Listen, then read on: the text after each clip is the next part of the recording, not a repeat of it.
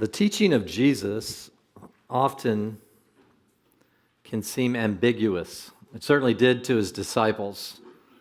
On one hand, he's doing things that only kings do. On the other hand, he's doing things that only priests do. On the other hand, he's saying things that only prophets say. He clearly was making claim on so many different levels. But this seems so out of character. That second worship song we sang this morning said, God does not envy, God does not boast, and yet he's a king. The disciples were flummoxed. They had no idea, the vast majority of the time, what Jesus was talking about at all. My experience has been, even in the 21st century, many of us do still struggle with what we perceive to be the ambiguity of the teaching of Jesus. And yet, that's what we have been striving to accomplish through this little jaunt through the Gospel of Luke, which has taken us a while, and we're not near finished. But we have come to a very significant point. We've come to this final week of his life on earth before he would go to the cross. Again, a big picture in their minds. They had no idea this was coming. They assumed he was going to walk in, he was going to take over the Romans, whoever their overlords were at that time. It happened to be Rome at the time of the disciples and Jesus' time on earth. Their expectations were they were going to be part of a new administration. He was going to be the king that was going to rule, because they had seen in their prophets that there was a king that would come that would be a forever king. Now, how they perceived forever king, was it just their lifetime? Most of them were concerned about their lifetime. They weren't looking beyond the horizon. They certainly weren't looking beyond the horizon to see the nations streaming towards a messianic figure that would come out of the seed of Abraham through Isaac and then through Jacob. They could not have perceived. This morning, as I was thinking about this, I have a nice little outline prepared for you, which it's a nice task for me each week. I get up, I finish on Sunday, I get up on Monday, I start thinking ahead, I try to get a little formulated, a little outline. Many of you have been with me way prior to Church of the Red Door, and I kind of prefer freestyling a little bit, and kind of going wherever I feel like the Spirit's leading. And some of you actually say you prefer that, and some of you say, man, we're glad he doesn't do that anymore. So I'm going to at least satisfy half of you here today. I feel a little need to freestyle. I don't know what it is. Maybe it's a Southern California vibe I'm feeling this morning. So if I'm going to do that, then we need to pray a little bit. I think. Lord Jesus, we are in desperate need of your Spirit. We cannot navigate the life that you've given us, the new covenant life that you've given us without the Spirit. The two are incompatible. The nation of Israel attempted for years to live under the law. It didn't work.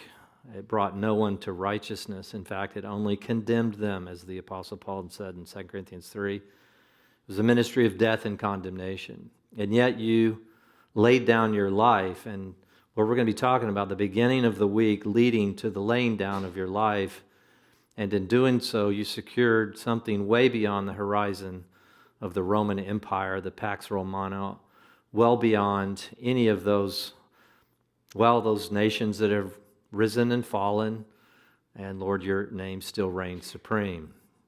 You had it exactly right. What else would we expect? But for us to understand it, we need the guidance of your Spirit. In Jesus' name, amen.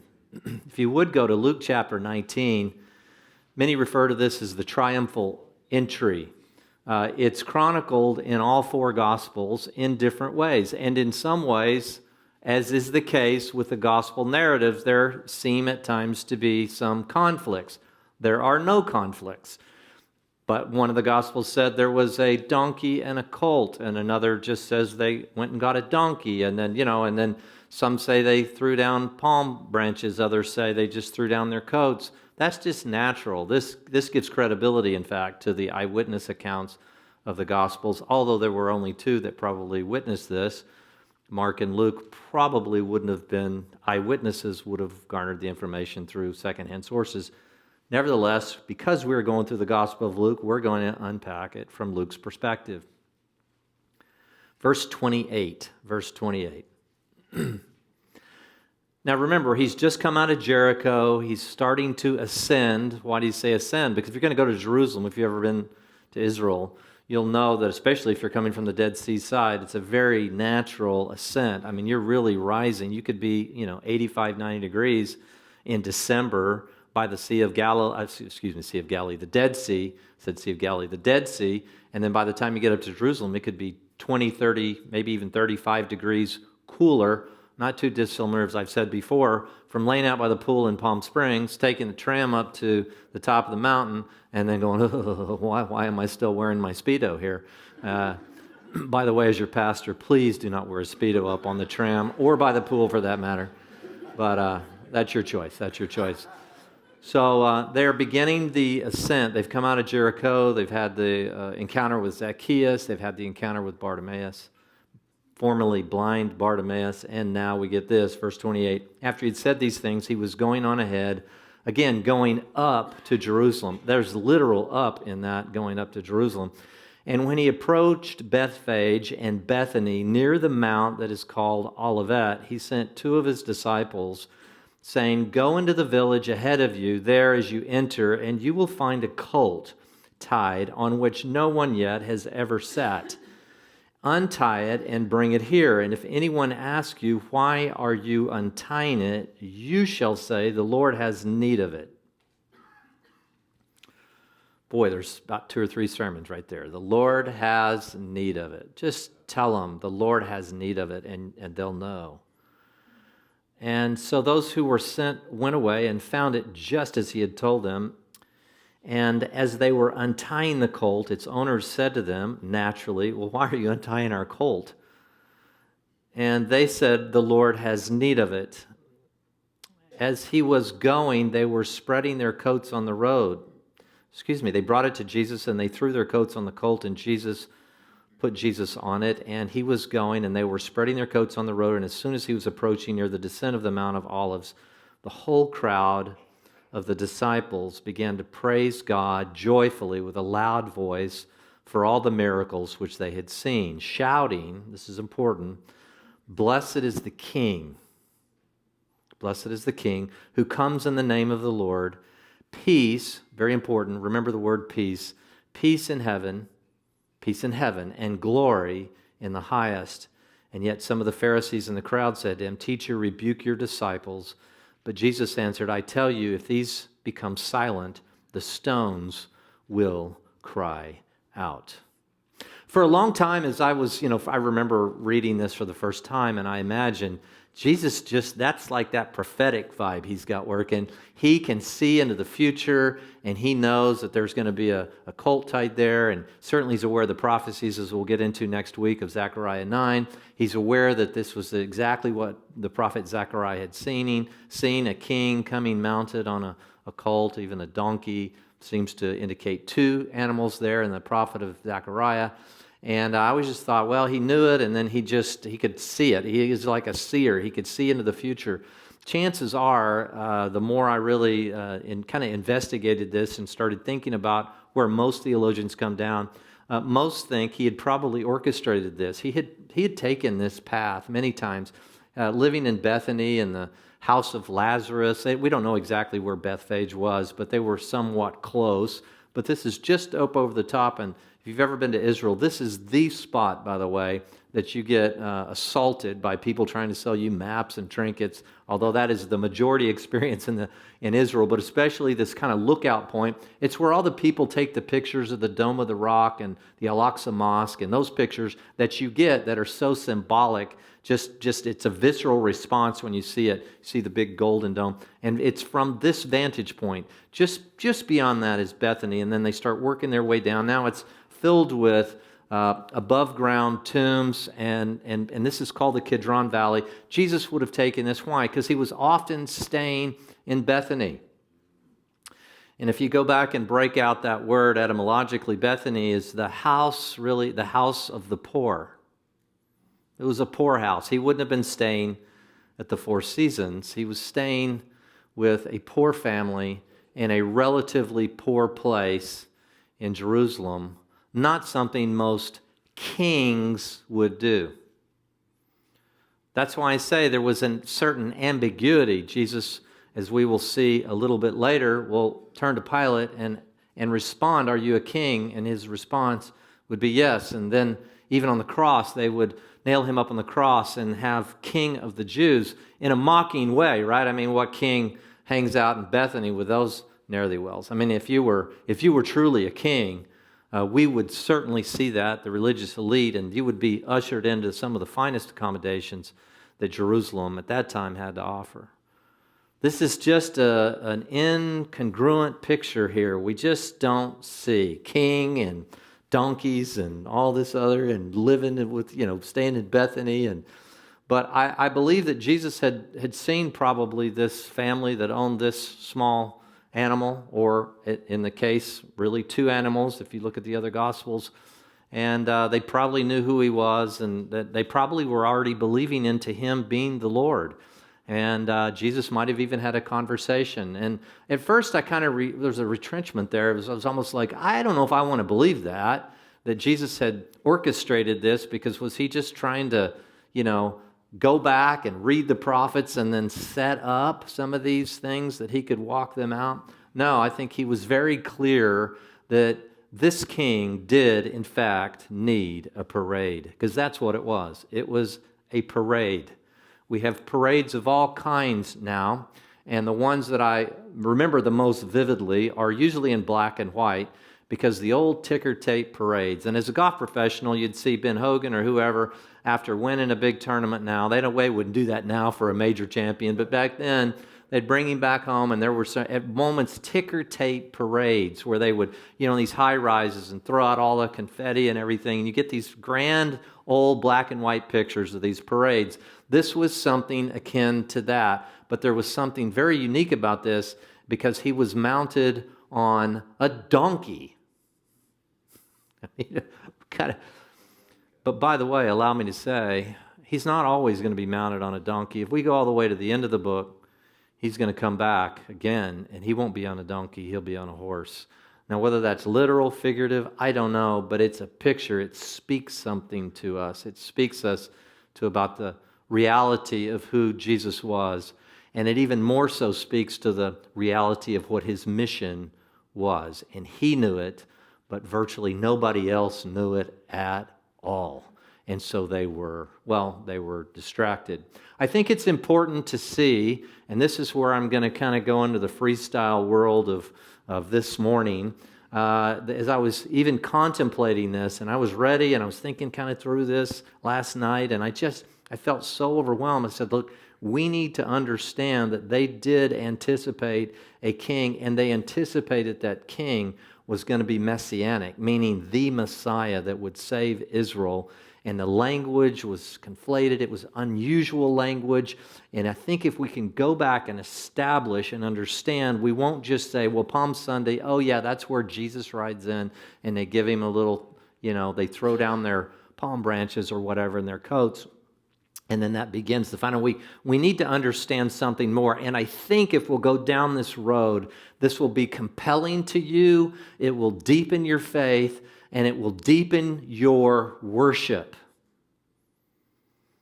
Again, I think one of the great crimes of the 21st century, and I see it in my own life, I work hard to worship, but I see a movement away from what I would call true worship. We just don't have a worshipful society. We're so used to worshiping other things that it's challenging to turn and rivet our attention, and I'm talking full attention to worship. It doesn't just have to be corporate worship. We have that. I hope that you adopt a spirit of worship and corporate worship here on Sunday mornings. But to have the full understanding of who Jesus was and then what he sacrificed, though he was that person, it's the very story that we're so drawn to.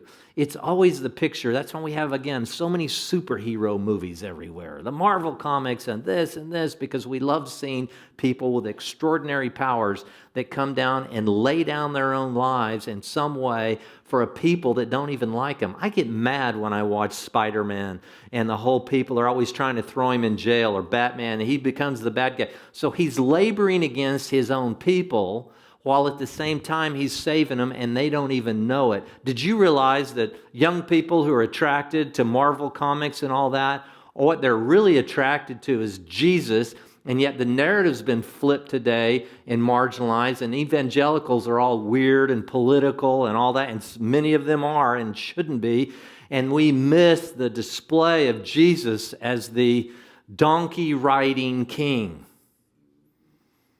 The narrative has already been crafted. Jesus, and what people are after when they're looking at these modern-day superheroes, they don't realize it, but they're longing for that to actually exist in real life, not just people who can go.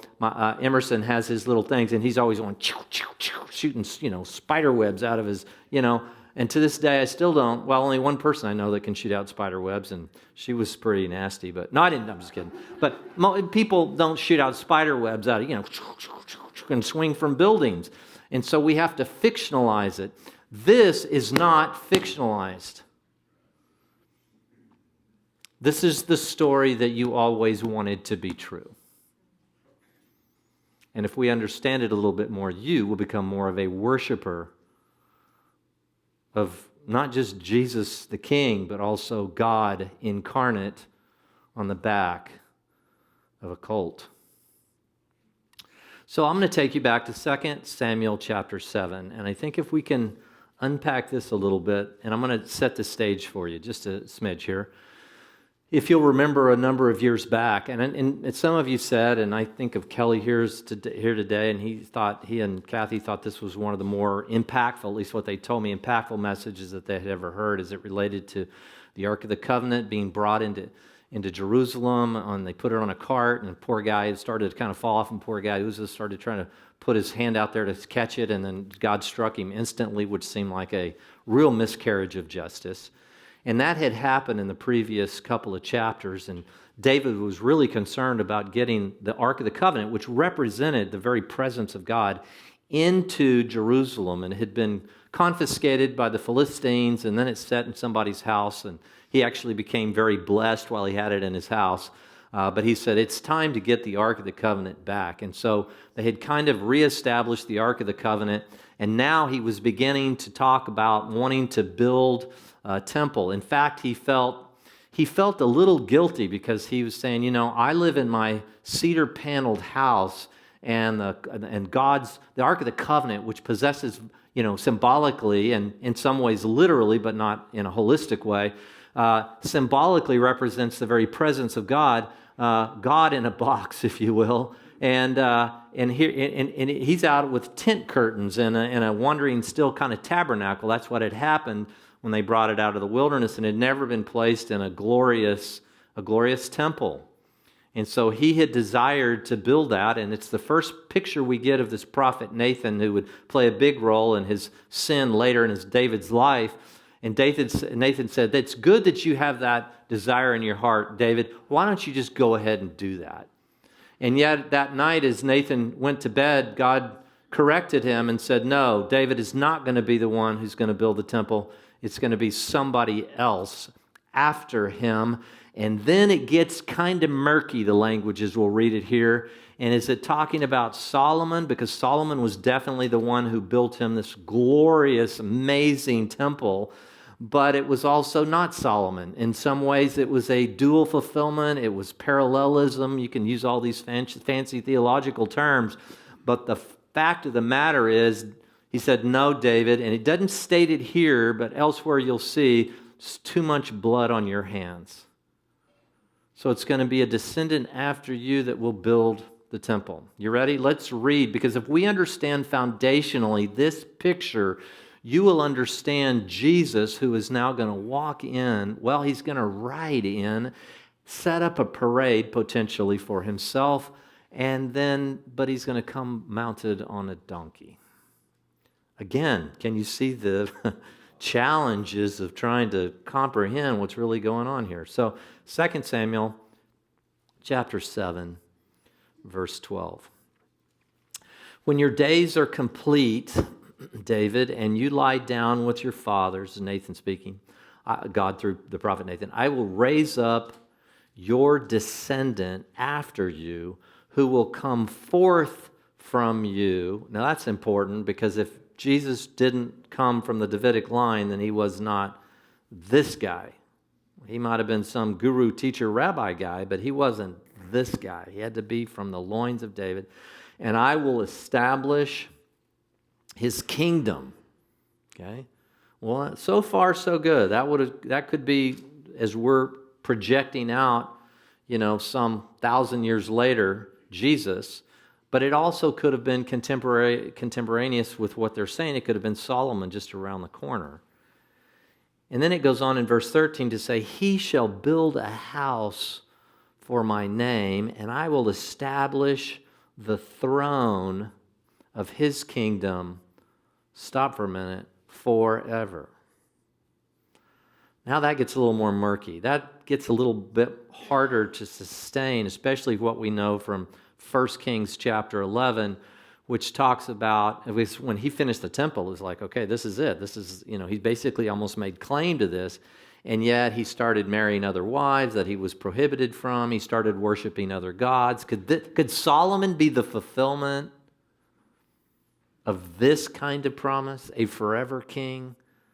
In part, in a literal way, but certainly not, in my view, encompassing the full narrative, the full unpacking of what Nathan is saying here, as God's saying through the prophet Nathan. And then he says something even more fascinating, verse 14, I will be a father to him, and he will be a son to me. A lot of people want to know, my Jewish friends, many others that struggle with the deity of God. How is Jesus God's son? Its language here. It was often used that a king of Israel, if you look back in, they were sometimes referred to as the Son of God. But we say that kind of casually, and many of my friends, certainly Jewish friends, in fact, I've had one of my Jewish friends ask me, what are you, God's having babies, or, what's happening up there, and who's the mother God, and then they're having children, and that sounds more like kind of the Greeks and all their kind of pantheon of gods that they might have had. What does that even mean? He will be a son to me. Well, just realize when you come to the New Testament, it's not unusual language if you understand and are embedded in the Tanakh, or what we would call the Old Testament. And it says, when he commits iniquity. Now, this really gets challenging. What is that? Because Jesus didn't commit iniquity. So this clearly has to be back on Solomon now. So are they going in and out, Solomon and maybe this potential messianic figure? Or I'm going to give you my take on that in a minute. It says, I will correct him with the rod of men and the strokes of the sons of men, but my loving kindness shall not depart from him, as I took it away from Saul when I removed from before you. Your house and your kingdom shall endure before me forever.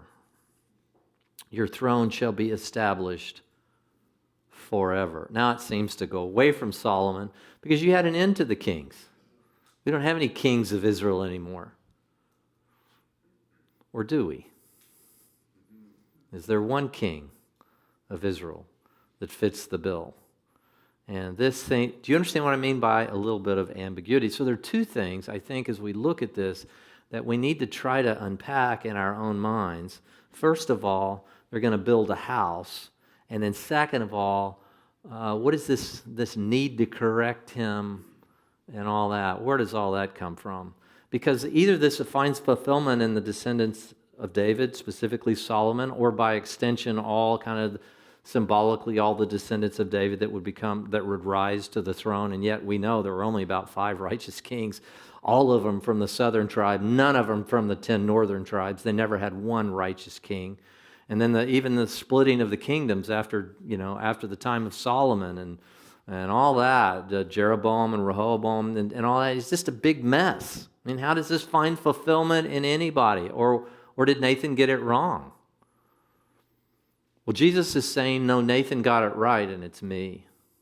That's what's happening here. Whether you're aware of it or not, Jesus is orchestrating a parade for himself, and it's so out of character because Jesus, as we saw in that song, doesn't envy and doesn't boast, and he doesn't have an ego that needs, what he's doing, whether you're aware of it or not, he's claiming to be. Now, catch this. There are two rivers that flow through the Old Covenant. One is a clear, as we'll see this morning, a clear anticipation of a king, even a messianic king. And the other one is this strange, somewhat derived picture of a suffering servant.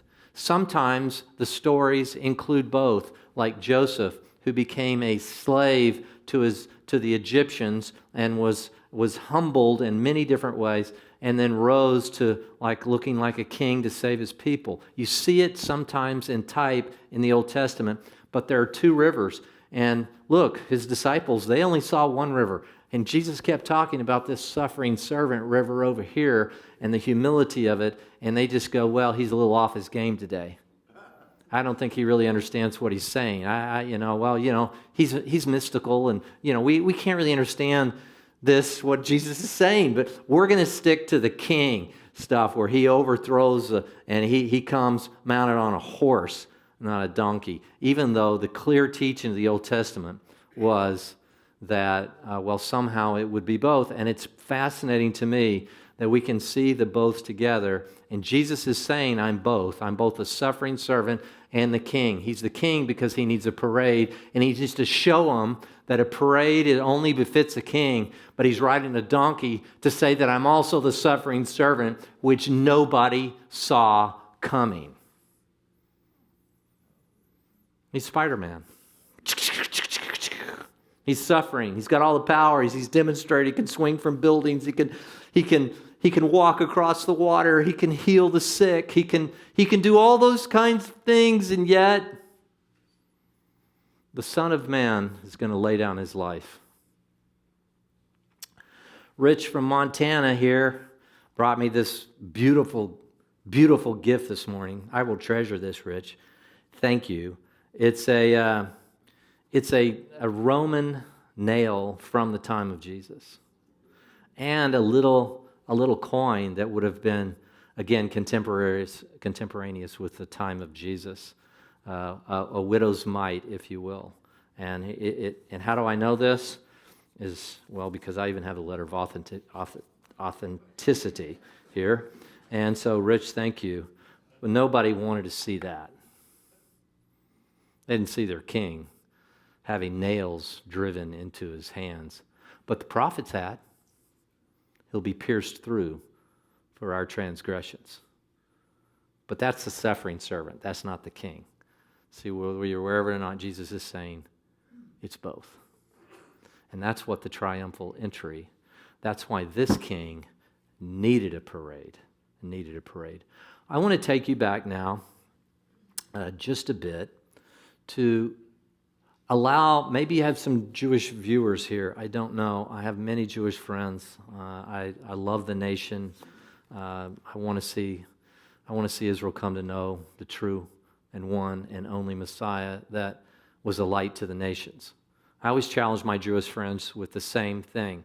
Show me one other messianic figure ever, if you really believe your prophets, that every nation would bow before. And here 2,000 years later, there's not a nation that you can't find someone, some Gentile, some non-Jew that will bow before. Not just Israel as a geopolitical entity or anything. No. That will bow before and say, this king that came riding on a donkey has changed my life. And I want to just run through a litany. None of them are going to come up here, but I want to run through a litany of verses that may help you. So if you're taking notes, get ready. We're going to make this pretty rapid fire, okay? And then we'll pick this up next week. But Psalm chapter 89. I just want to take you to a few places. Many will say, well, no, they didn't really see a king being the actual Messiah. That is just not biblically accurate. Jesus knew exactly what he was doing, and the prophets had seen it, and they'd seen it over and over and over. I'm going to take you to Psalm 89. I just want to read verse 51. Psalm 89. I don't have time to unpack the context for all this. We're just going to run through some verses. It says, with which thine enemies have reproached, O Lord, with which they have reproached the footsteps of thine anointed. And again, what does that even mean? It's a picture of the anointed one. That's what Christ means, anointed, the Messiah figure. And yet, they have reproached the footsteps of this anointed one. Or Psalm 132:17. Psalm 132:17. Allow me just here, it says in Psalm 132:17. Again, this would have been a song that they would have, part of the song of Psalms of Ascent, or the songs of ascent, as they would have been traveling up to Jerusalem. This was just normative for many Jewish people as they would travel up to go to Passover or whatever. And they would have been chanting things like this, 17. There I will cause the horn of David to spring forth. Now, this is, again, coming right out of this Samuel. It's called the Davidic covenant. God makes a covenant with David, and it's not dependent upon his good behavior. It's an unconditional covenant. He says, I have prepared a lamp for my anointed. He says, his enemies I will clothe with shame, but upon himself his crown shall shine. Again, out of David is going to come forth a king. There was an expectation, and this is something anointed. This is something more than Solomon ever could have even touched. This is something profound. It's an anointed one, and he's going to have this crown, and it's going to be shining. If you remember, there's the Mount of Transfiguration, and Jesus allowed them just for a moment to see the shining nature of who he really was. Just three of them, Peter, James, and John. He became apparent to them. This is not just a miracle-working teacher. This is something else, but they still couldn't understand it. Let's go to Isaiah 9, of course. Well, there's no question that we will look at this over what we would call Christmas time. Isaiah chapter 9, this is about as, there's not a year that we don't look at this, ever, because it just gives us foundation for why we celebrate Jesus' birth. Isaiah chapter 9, look down in verse 6 and 7. It says, for a child will be born to us, a son will be given to us, and the government will rest on his shoulders, and his name will be called Wonderful Counselor. And now catch this, for those of you who don't believe in the divinity of this messianic figure, Mighty God. Okay? Eternal Father. Now remember when we saw peace, as we looked at that, coming in peace? Prince of Peace. Prince of Peace. And there will be no end to the increase of his government, no end. So it's not dependent. You know, a good king might reign 40 years in Israel. No end to this establishment of this. This is a forever kingdom. Okay, and Isaiah was seeing it clearly. On the throne of David and over his kingdom, to establish it, to uphold it with justice and righteousness from then on, and how long? Forevermore. This should encourage you. You should be jumping out of your seats this morning, because if it was just an override of the Roman dictate, then that was been over a long time. But this goes right into the 21st century, right into the Coachella Valley, right into a place where there's incredible wealth. I mean, we have more kings today here in this valley than probably any collection of places in the world. They're economic kings. They're not necessarily military, or certainly not a theocracy anymore, but we have economic kings all over this valley. People that are worth billions, with a B, billions of dollars, that find themselves right here in this unique place in the world called the Coachella Valley. And he says, and the zeal of the Lord of hosts will accomplish this. The zeal of the Lord of hosts will accomplish this. So now just picture this. I'm not done yet, because there's many more places we're going to look. But what is Jesus making? He's making the claim to be this messianic figure. He's making the claim to be the forever king, a kingdom that will have no end. But he knows it's not a literal, visible kingdom, because, as we'll see over the next 2 weeks, it has to include everyone, all nations, all languages, everything. It had to do that. So he couldn't come in and triumph, because that would just displace the Romans. He had to come in on a colt, on a donkey. Why? It's because he had to come in peace. He was bearing a message of peace. How you can make peace with the creator of your soul. And it's going to cost him everything. If you go back, if you had a triumphant, if you overran a people, you would have your king. The kings typically weren't on the front lines. Many of them would have been holding back. And if you overran a people and you were going to celebrate, your king would come riding in on a horse, never a donkey. But there were, during the time of Jesus, many would walk in if they were ambassadors to a foreign nation. They would come in if they wanted to negotiate or talk terms of peace. They would come in on a donkey. They wouldn't come riding in on a horse.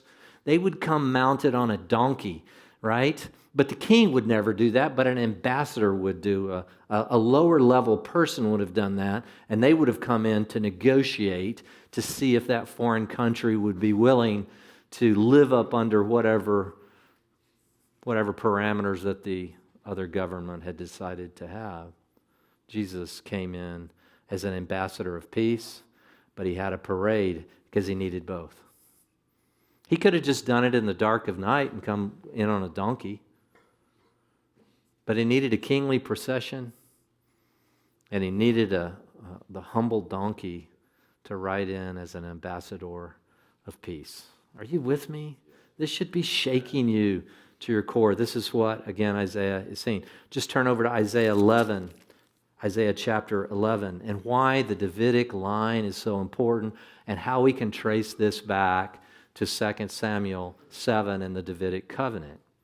So Isaiah chapter 11 says, "Then a shoot will spring," verse 1, "from the stem of Jesse, and a branch from his roots will bear fruit, and the Spirit of the Lord will rest on him, the Spirit of wisdom and understanding, the Spirit of counsel and strength, the Spirit of knowledge and the fear of the Lord, and he will delight in the fear of the Lord, and he will not judge by what his eyes see, nor make a decision by what his ears hear, but with righteousness he will judge the poor and decide with fairness," and it goes on. So you do see that you say, well, they weren't really expecting that there'd be a messianic figure. That's not, no. It's exactly, Jesus is walking out to the T, everything that had been written. King, suffering servant. Both. It's insane. But it's what we long for. What's going to make heaven heaven? A king who does not envy and does not boast. No, it's not going to have somebody that's going to say, I rose to political power, so he always felt pretty insecure, and he needed people to, bow down to him and all that kind of thing. And that usually descends into, some forms of chaos. We look back fondly. If you look back at all the leaders, you always look back for those that really laid down their life for a principle or a cause, not someone who just tried to rise. And you could tell it's more about fame than it is about service and laying down their life. Wouldn't you love just to have some candidate that would emerge, even in the scene realm, that is so humble and doesn't envy and is so self-sacrificing and just lay down their whole life just to serve? Wouldn't you love that? Well, take that to the millionth degree, and then you just can maybe see Jesus and his nature and who he was. He needed a parade, but it had to be on the back of a donkey. Isaiah 42. Let's go to Isaiah 42. Everybody hanging in there? Wake up your neighbor. Seventh inning stretch. Isaiah 42. Look at verse 1. "Behold my servant whom I uphold, my chosen one in whom my soul delights. I have put my spirit upon him, and he will bring forth justice to the nations." If Jesus had just come in and started a revolt, and they had overtaken the Romans, and he'd gotten consensus, the nations wouldn't have even known anything about it. It had just been some little uprising off in the middle of this navel of the world. Jesus knew this revolved around the nations, didn't he? I mean, look over at verse 6. "I am the Lord, I have called you in righteousness. I will hold you by the hand and watch over you, and I will appoint you as a covenant to the people the same messianic figure, this king, and as a light to the nations. That's Jesus as king. That's Jesus as king. How about Isaiah 55? And again, I mean, this is no tour de force. I mean, we could really unpack this forever. Isaiah 55, verse 3. Incline your ear and come to me. Listen that you may live, and I will make an everlasting covenant with you according to the faithful mercy shown to David. Again, and this is quoted in Acts 13, by the way. Behold, I have made him a witness to the peoples, a leader and commander for the peoples. Behold, you will call a nation you do not know, and a nation which knows you not will run to you because of the Lord your God, even the Holy One of Israel, for he has glorified you. Now, again, just you cannot say the prophets didn't see a king coming. And not just another king like Solomon, a forever king that would set up a forever kingdom that would impact all the way to the 21st century, halfway around the world, Palm Desert, California, Frank Sinatra and Cook, right here, amphitheater. Jesus was thinking about us. And he needed to prove that he was a king. Well, he didn't need to prove anything, but he needed them to understand that he was a king. So he welcomed and probably even set up this little parade, but knowing that it wouldn't be long and a nail like in this box would be driven into his hands and his feet. Well, I don't like to worship, raising my hands and all that. How could you not? I love the team. You can't go. Look at them. And I've said this before, but I'll keep saying it. If you're pulling for somebody and you want some of your team to win or something, and then you finally win the championship or you cross it. I was watching a couple of these games the other night, this Alabama, which, no offense, but I pull against Alabama at every chance I get. But, and as soon as anything good happens, it's just everybody, and they take pictures, or behind a green at Augusta, the winning putt or whatever, they take pictures and everybody's like this, and they're like, and there's people they don't even know. They're just caught up in the moment of worship because it's like that's an extraordinary feat. For getting a ball into a hole or taking a pigskin across the line, and that's somehow, but then we come in here and then we think about what Jesus did as the ultimate sacrifice and who was the ultimate king of the universe. And we're like, I really don't look at that guy over there. He's got his hand up, I don't know about that. I mean, come on, church at the red door. Faith cannot not be emotive if you understand it. And that's the key. We must understand who it is that we worship. Jeremiah 23. Oh, we could just go on, and everybody says, you are going on and on. Jeremiah 23. This is beautiful. Catch this. Verse 5, behold, the days are coming, declares the Lord, when I shall raise up for David a righteous branch. Jeremiah's living some 400 years after David. You think he's thinking about Solomon? Or any of the kings that have walked, even the reasonably righteous? No. I will raise up for David a righteous branch, and he will reign as king, and act wisely, and do justice and righteousness in the land. Now, read verse 7, by the way. Therefore, behold, the days are coming, declares the Lord, when they will no longer say, as the Lord lives, who brought up the sons of Israel from the land of Egypt. They're going to quit talking about that Exodus and talk about this. But as the Lord lives, who brought us up, led back the descendants of the household of Israel from the north and from all the countries where I've driven them, and they will live on their own soil. Try to spiritualize that if you want, but in 1948, Israel became a nation again, as declared by Ben-Gurion. And I think in absolute perfect consistency with this. And what I see in Scripture is that he will bring them back to their land, and then a movement will begin. He'll begin to pour out his Spirit on not only just people, the Jewish people, but also people around them.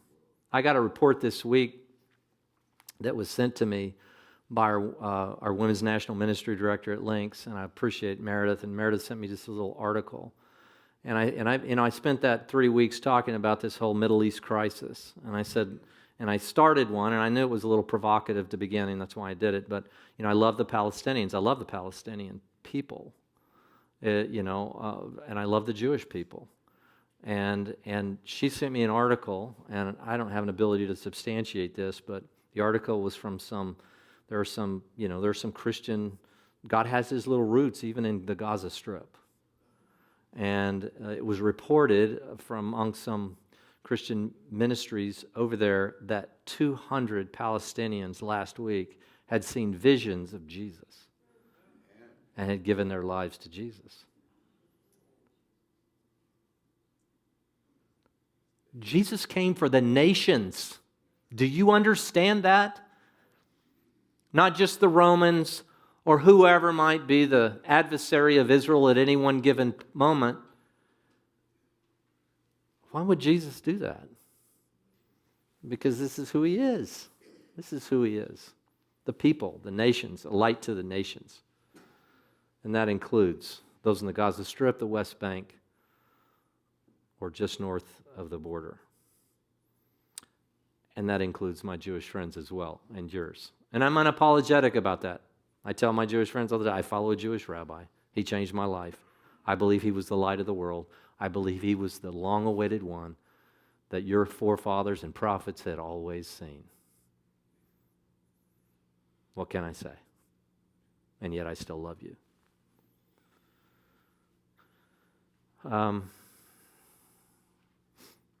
I can't finish it.